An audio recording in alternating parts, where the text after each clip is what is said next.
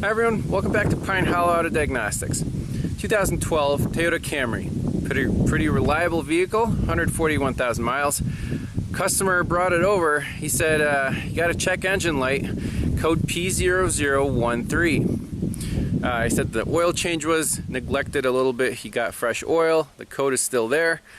Something to do with the timing of the engine. So, scanning for codes. Indeed, the P0013 code is current, history, and pending. Camshaft position B, actuator circuit, open, bank 1. Okay, so keyword there is circuit.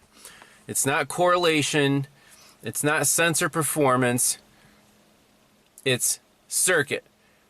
Let's do a visual inspection on this oil control solenoid and see if it has power, ground. This should be a lot easier to do than a P0016 diagnosis where it's like stretched timing chains or something. Alright, so just doing a visual inspection, no wiring diagrams yet, just kind of use your head.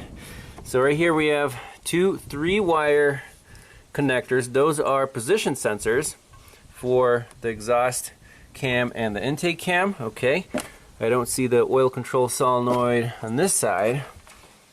I see a 1-wire sensor there. That's usually an oil pressure sensor, and that's right next to, where the phasers are.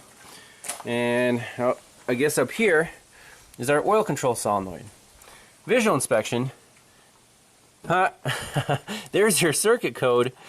There's your problem, dude. We got some rodent damage. Excellent.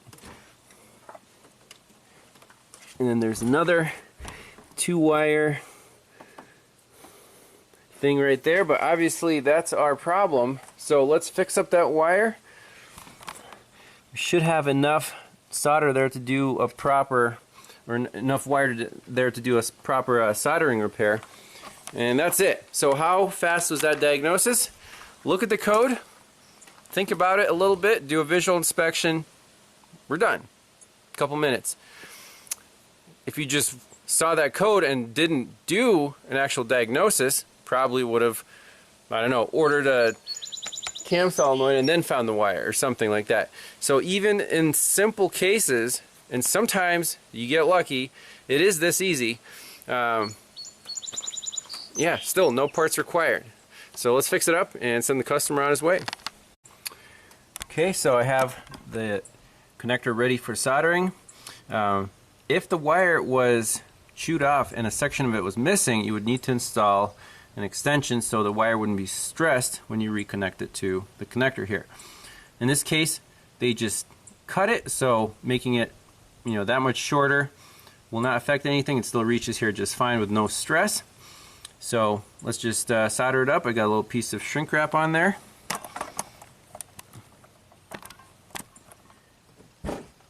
TS100 soldering iron in this situation is perfect, so let's let it warm up, get that soldering done. Alright, here we go.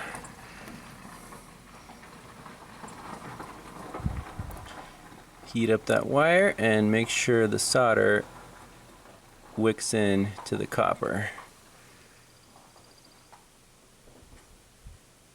There, I'm happy with that. And we're done.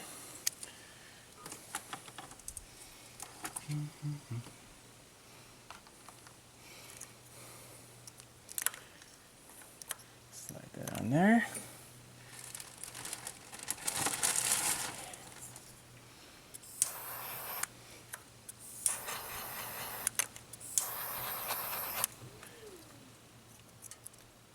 Perfect. Let's wrap this up.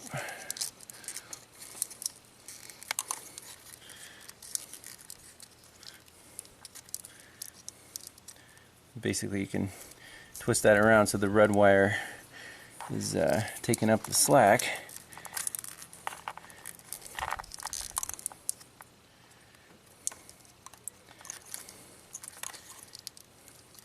So we wrap this up and we'll clear the codes and it should be done. Alright, let's jump into our engine computer. Clear out these trouble codes and take this thing for a spin. I don't see any reason that it shouldn't be fixed. Okay.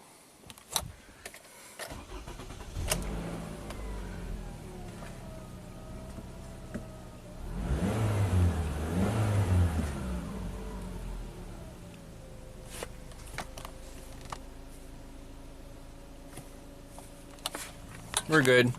So sometimes, usually I don't get cars that are that easy, but pretty cool. So figure I'll just charge them an hour diag, including the wiring repair. We're good to go. So thanks a lot for watching. We'll see you next time. Bye bye.